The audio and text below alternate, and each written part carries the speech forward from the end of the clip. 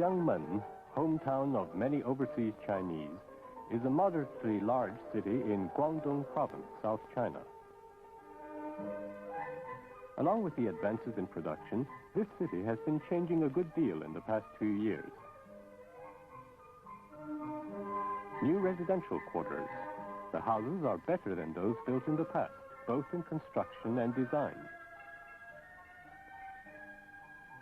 This being the hometown of many overseas Chinese, some of the new apartment buildings here are reserved for sale to overseas Chinese or their dependents, with all property rights belonging to the buyer.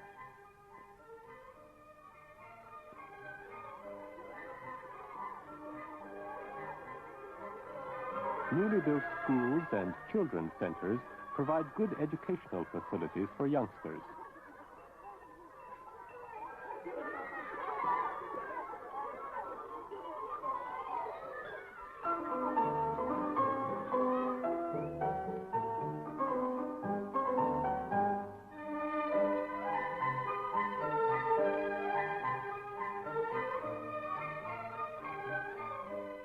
The East Lake Park here has been developed into an excellent spot for recreation and relaxation.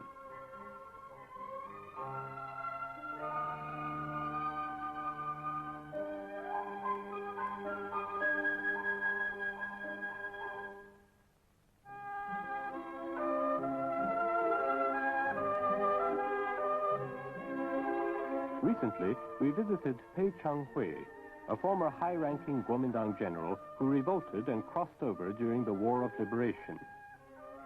85-year-old Pei Changhui is in excellent health and spirits. He is now a member of the Standing Committee of the National People's Congress. His wife and son are now in Taiwan. He himself lives in Chongqing with his granddaughter, Pei Lijun, and her husband, Wen Shuihua.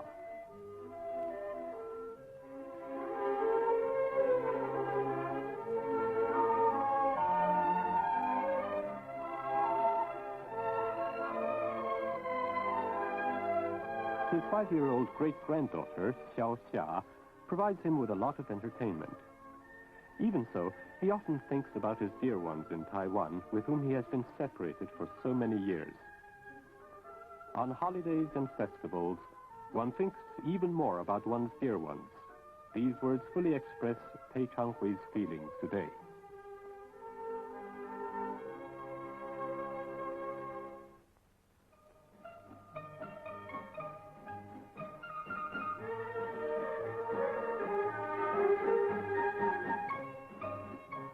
Shops in a number of cities are beginning to sell goods from Taiwan.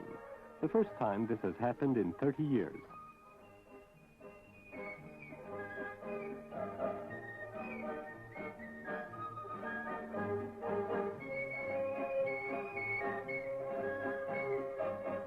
Products from Taiwan are displayed together with those produced on the mainland.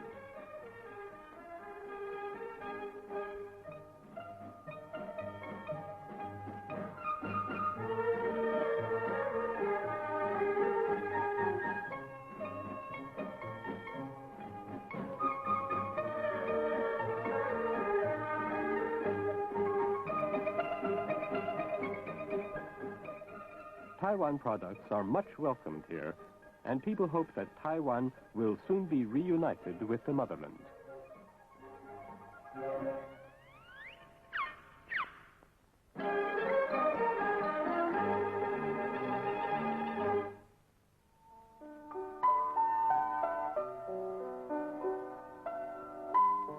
Yu Xibin, a technician at the Liaoning Province Silkworm Research Bureau, has for many years been studying the problem of thoracic and abdominal transparent disease in tussa silkworms, and has come up with some good results.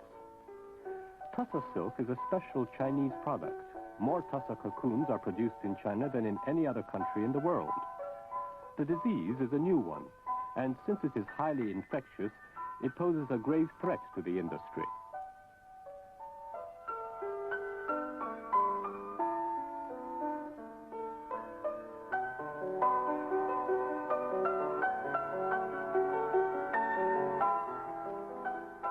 Yu Xibin and the group he works with has made a systematic study of the cause, development, pathological changes, transmission, and prevention of the disease.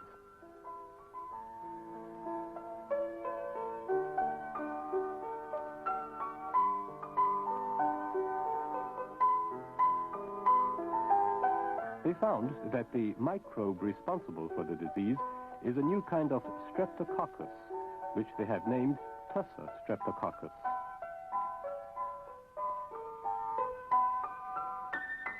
They also discovered that the disease can be prevented by disinfecting the surface of Tussa eggs with sodium hydroxide and sulfuric acid. The treatment is cheap, highly effective, safe, and easy to apply. Tussa farmers who have used the treatment are all in favor of it.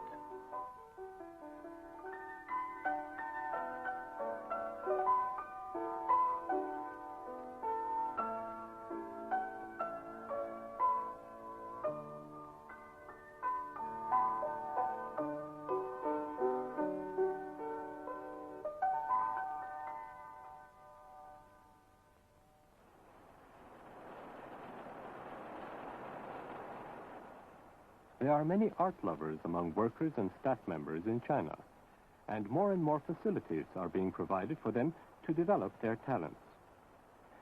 Like textile worker Wang Min, many girls love to dance. For them, there are dancing classes with professional instructors at the workers' cultural palaces.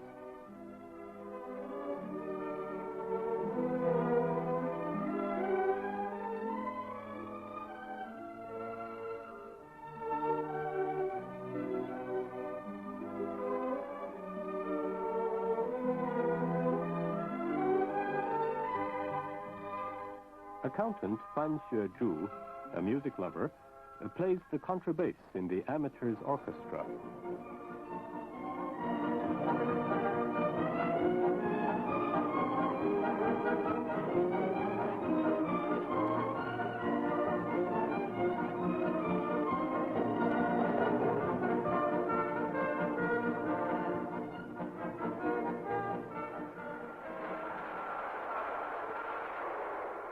This electrician's name is Teng Xinhua, and this is what she looks like on the stage.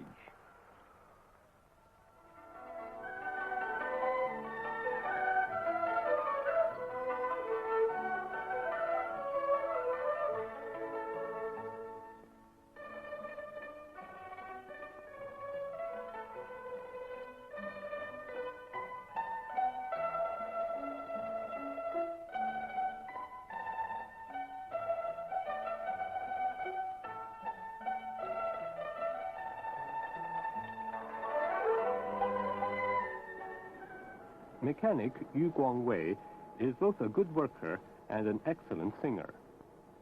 Right now, he's performing a Taiwan folk song he has just learned.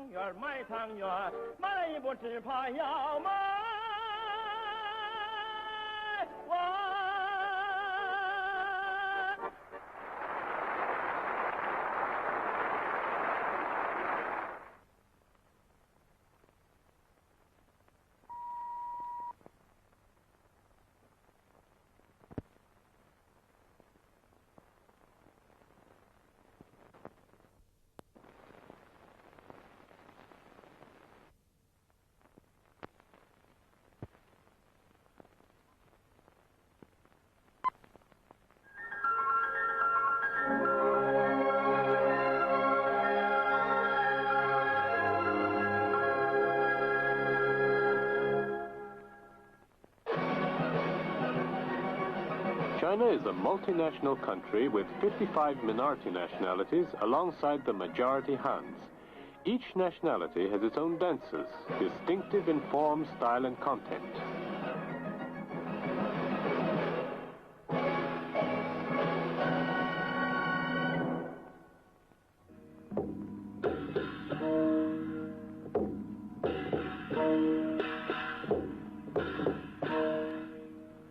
This is the peacock dance of the Thai nationality living along China's southern border.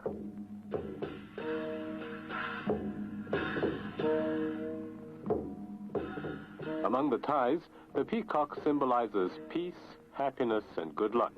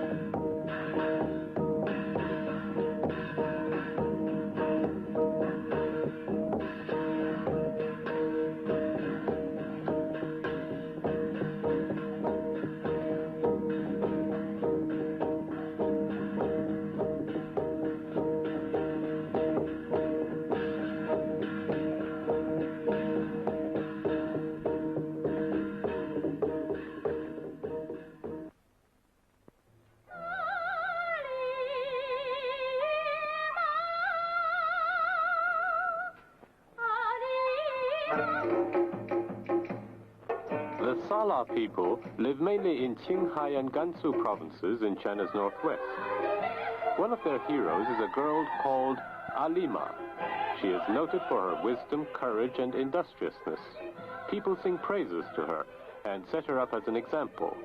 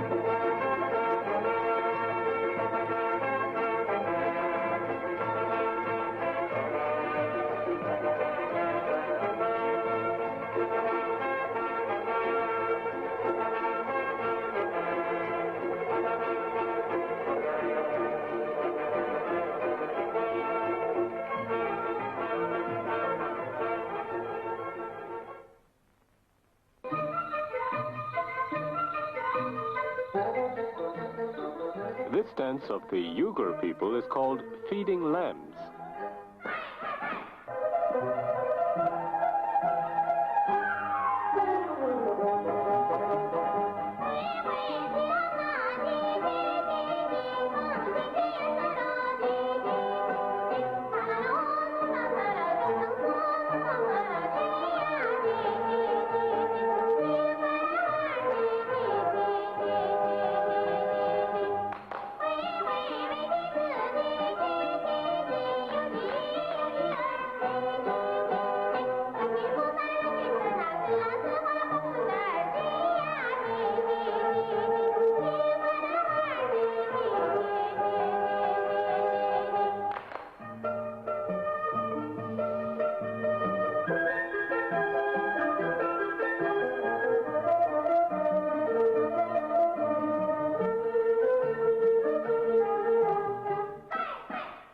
The Uyghurs, once a nomadic people in North China, today still live chiefly by livestock raising.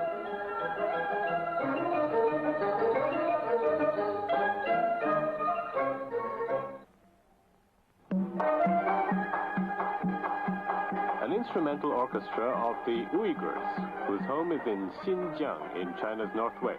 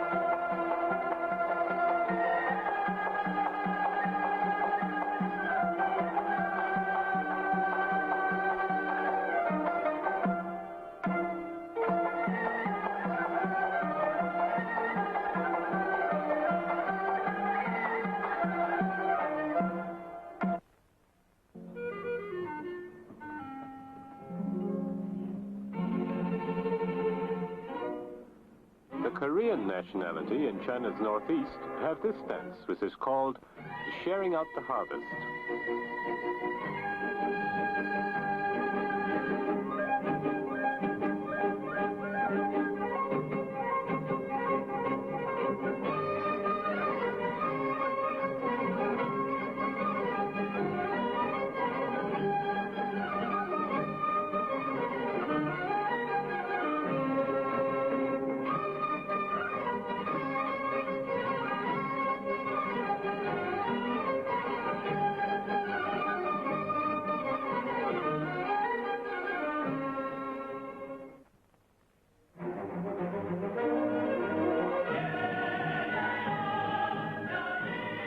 Fighting Bulls, a dance by the Shui people in southwest China.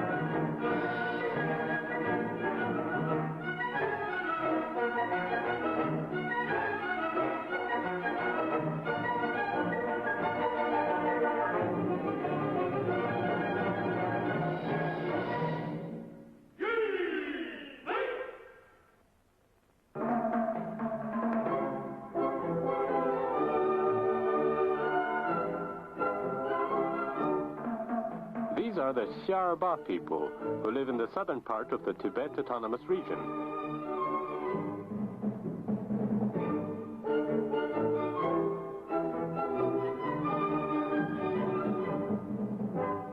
This dance, Spring Comes to the Xiarba, is rich in local color.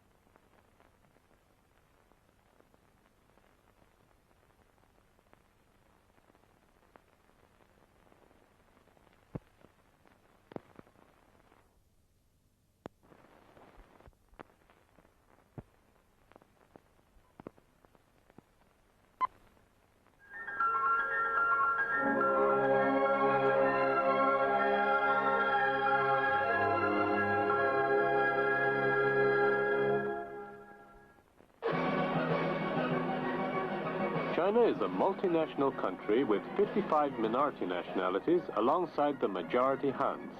Each nationality has its own dances, distinctive in form, style, and content.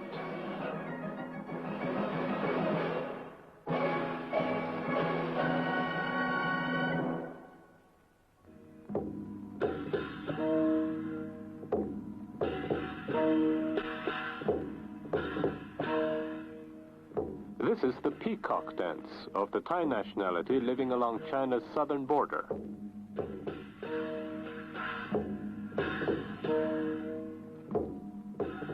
Among the Thais, the peacock symbolizes peace, happiness, and good luck.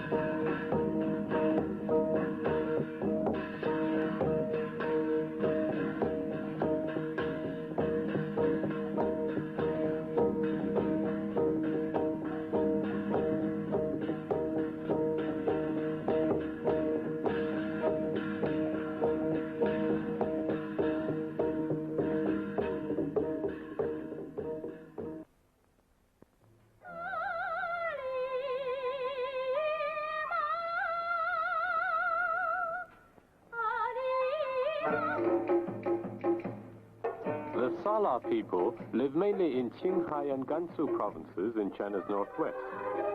One of their heroes is a girl called Alima. She is noted for her wisdom, courage, and industriousness. People sing praises to her and set her up as an example.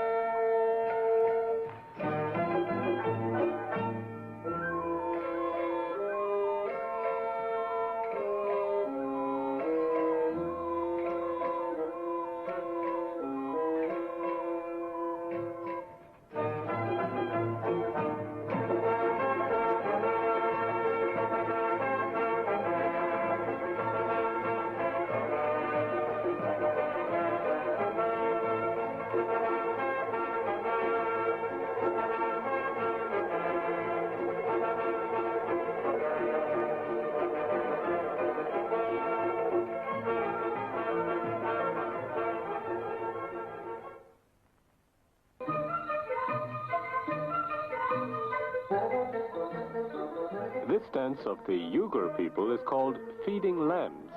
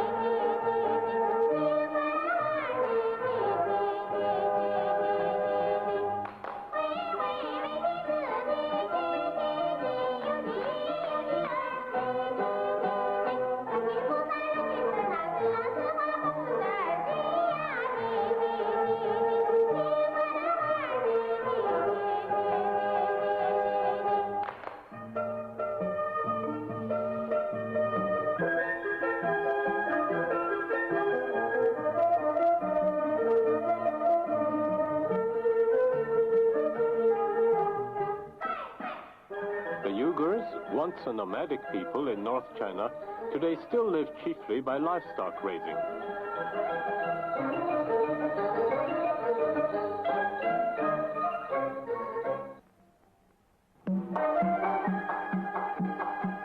An instrumental orchestra of the Uyghurs, whose home is in Xinjiang in China's northwest.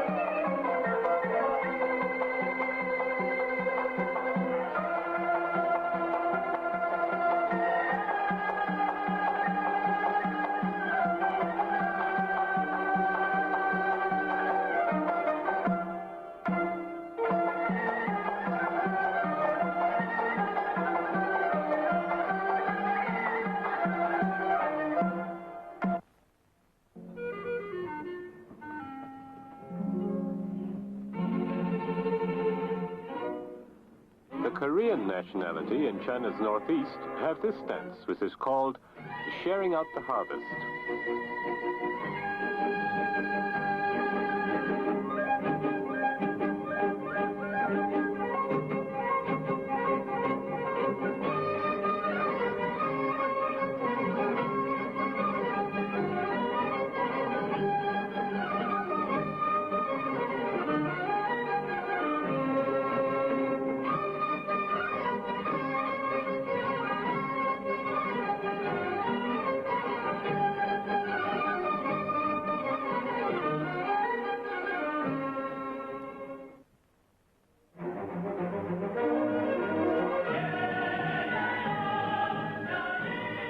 Fighting Bulls, a dance by the Shui people in southwest China.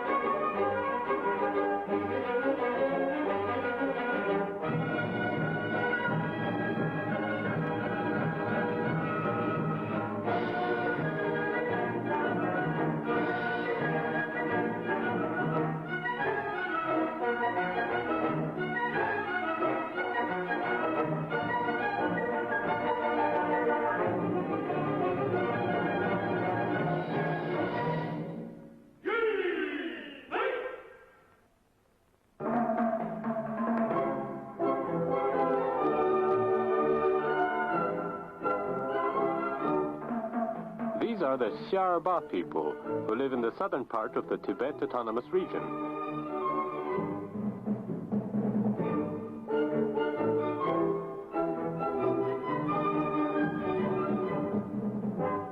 This dance, Spring Comes to the Xiarba, is rich in local color.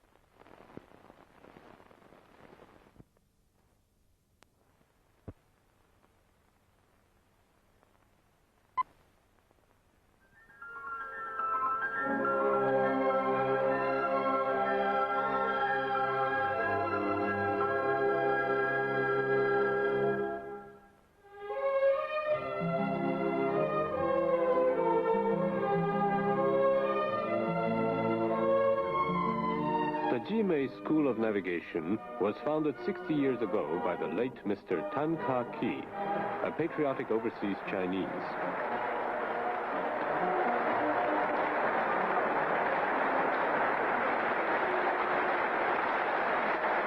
Alumni, now working in China or abroad, as well as faculty and students, gather to celebrate the school's 60th anniversary.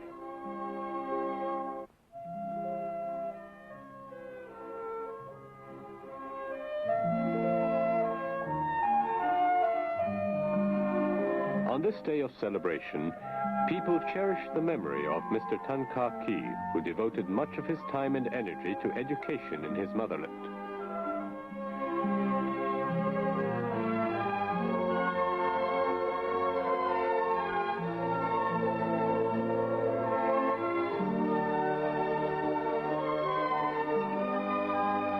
The school has kept up high teaching standards, which is why its graduates are welcomed and trusted in the maritime world.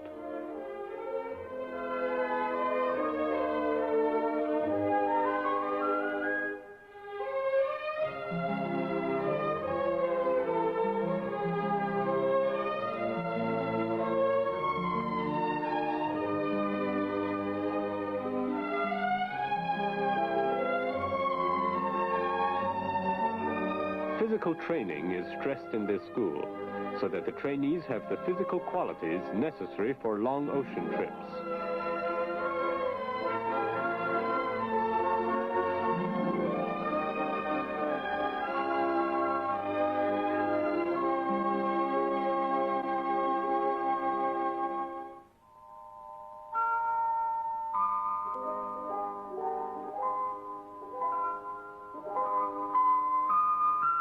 Wood ears, a type of edible fungus, are widely used in Chinese cookery and as a tonic in Chinese medicine.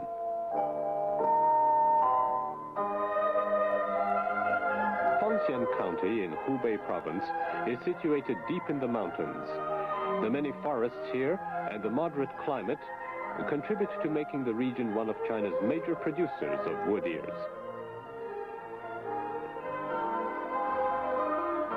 Wood ears are grown on wooden frames. Formerly, cultivators relied on natural dissemination of spores. Now, wood ears are seeded artificially, and scientific growing methods have considerably raised both the quantity and quality of the crops.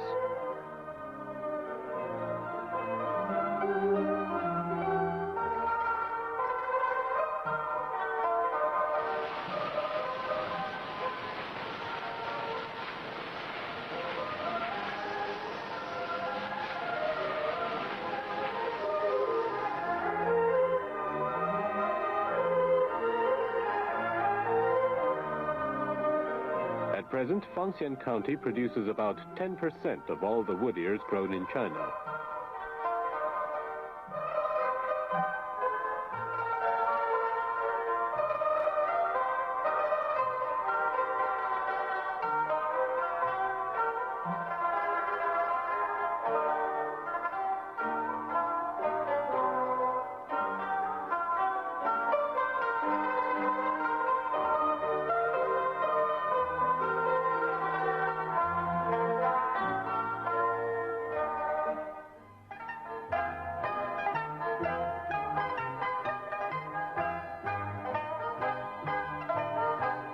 Fei Yintao is an expert in Chinese traditional martial arts, and everyone in his family practices them. His wife, Liu Yinghua, does Tai Chi Chuan, known abroad as Chinese shadow boxing. He has also taught his grandchildren how to use swords. Fei Yintao is nearly 70 years old, but he practices every single day.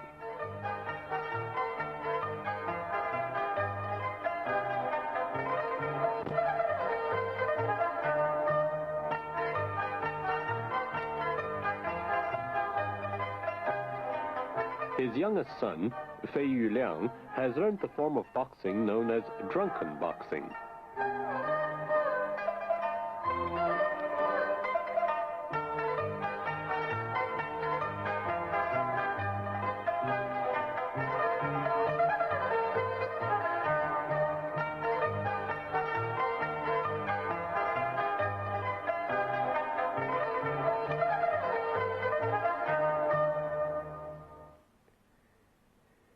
His 20-year-old daughter, Fei Yujiao, is exceptionally skilled in the art called qigong.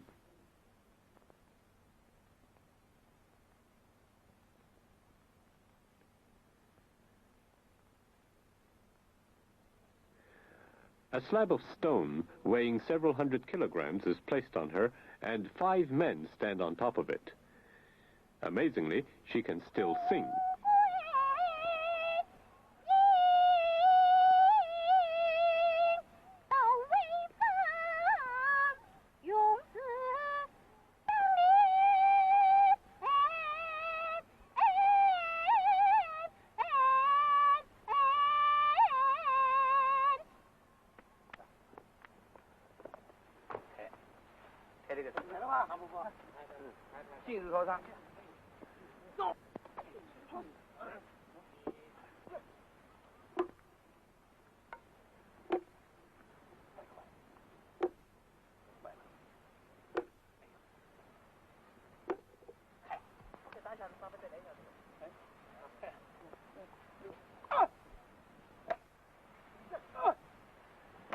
There's no need to worry about her.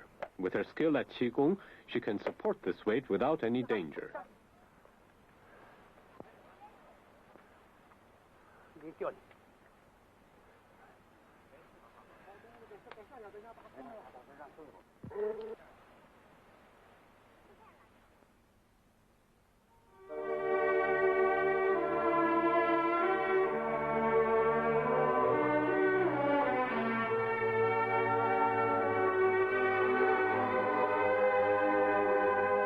Professor Deng Xiaoping, director of the Institute of Oceanology under the Chinese Academy of Sciences, is an expert on marine algae. For 50 years, Professor Deng has traveled up and down China's coastline, studying and investigating marine plant life.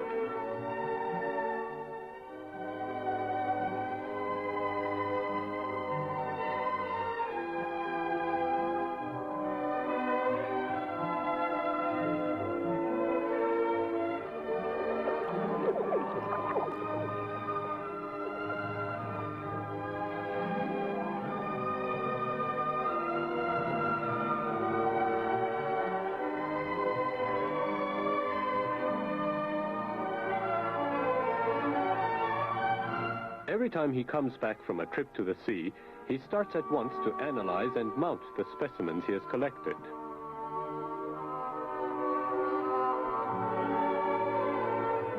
The ocean can supply man with a great deal of high-protein food, but very little of it has been put to use up to now. A pet project of Professor Deng's, one on which he has been working for several decades, is to turn the ocean into a gigantic farm.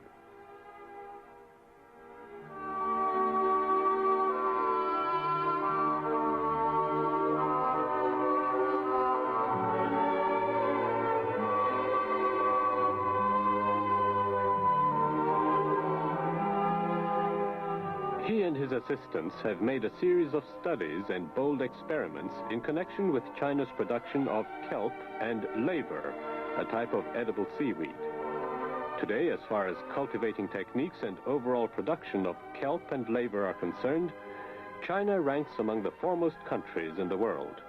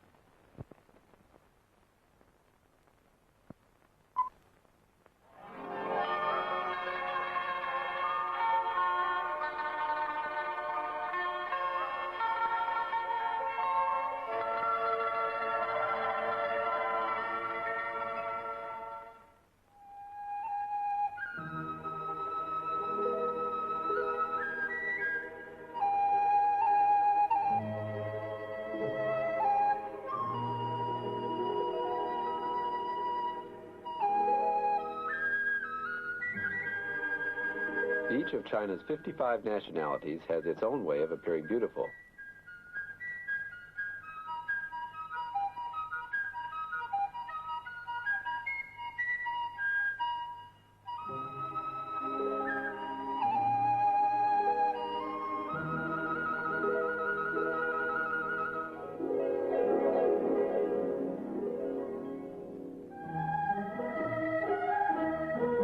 Women of the Dai nationality of Yunnan province decorate their hair with strings of brightly colored flowers.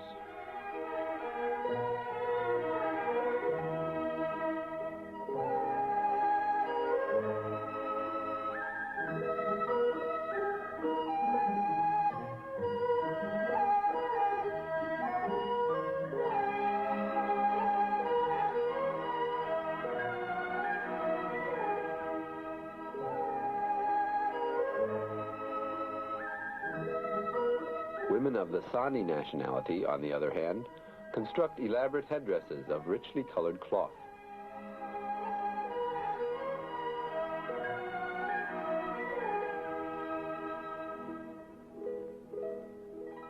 According to Sani legends, the designs of these pieces were originally inspired by the rainbow.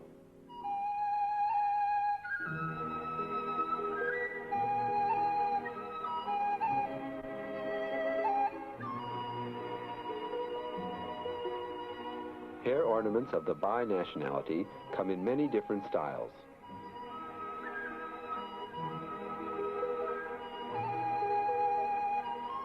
There are more than 20 nationalities living in Yunnan province, and each has its own characteristic hair decorations.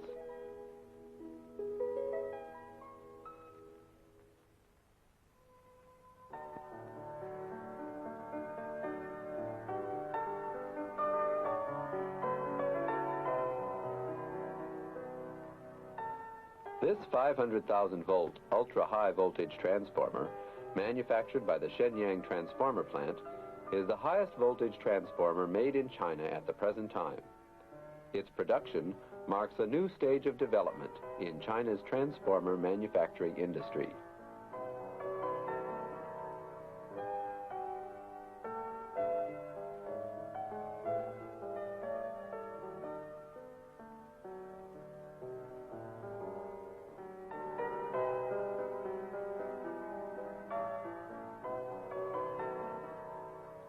This transformer will be installed as part of a new 500,000-volt ultra-high voltage transmission line in northeast China.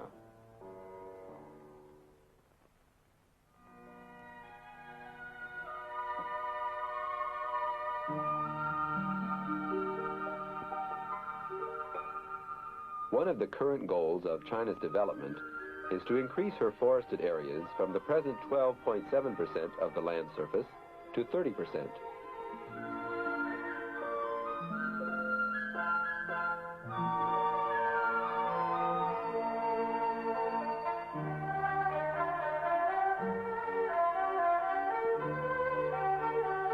This is the sapling raising facility of the Daxingguo Forestry Bureau in northeast China.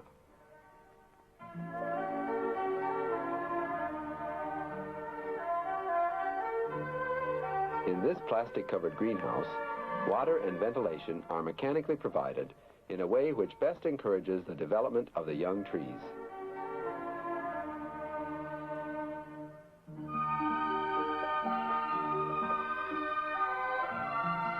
New techniques have been adopted for raising saplings.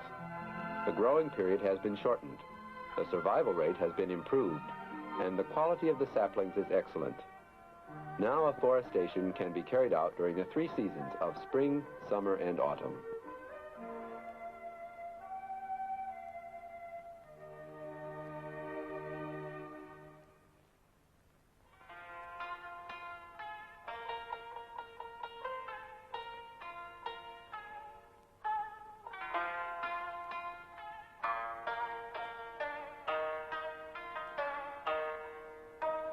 Mr. Liu Jiyou is a noted Chinese painter.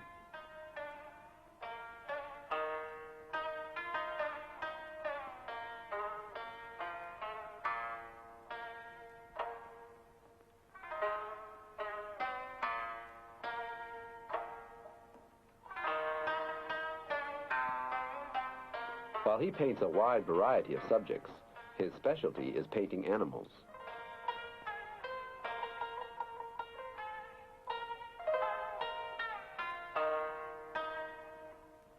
Sometimes he paints with broad, free-flowing strokes, and other times with meticulous care. He always paints according to a carefully thought-out plan.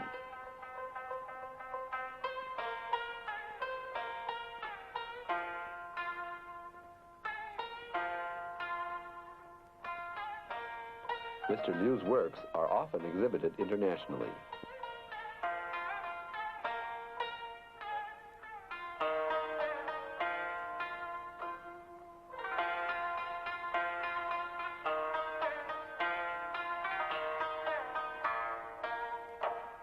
His children are also good painters. Here is the eldest daughter, Liu Chang.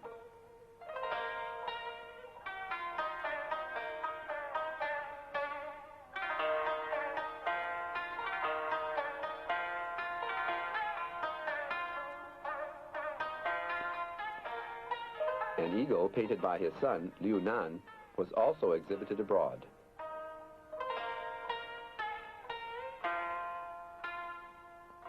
The youngest daughter, Liu Kui, who paints wolfhounds, has been praised for her skill.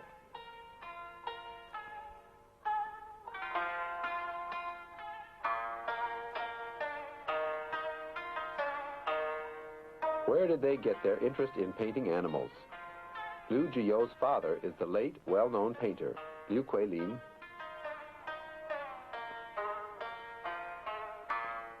Liu Kuilin's animals are uniquely lifelike. This is truly a three-generation family of painters.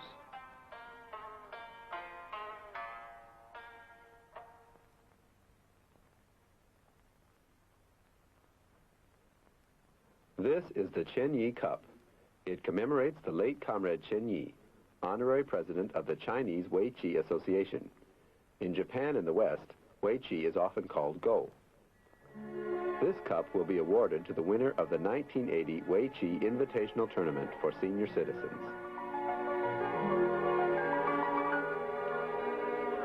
Vice Premier Fang Yi of the State Council is attending the competition.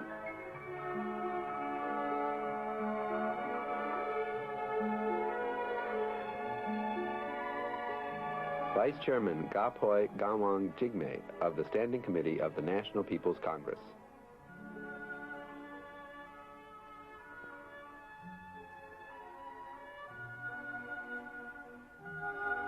Returned compatriot from the United States, Mr. Miao Yuntai.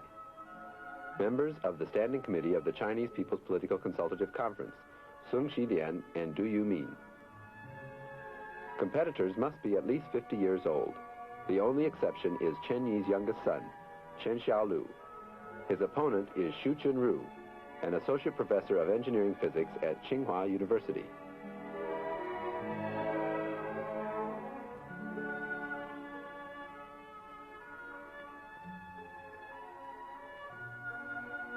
In earlier days, commander of the Navy, Ye Fei, often played Weiqi with Chen Yi. His opponent here is Zheng Tao, president of Xinhua News Agency.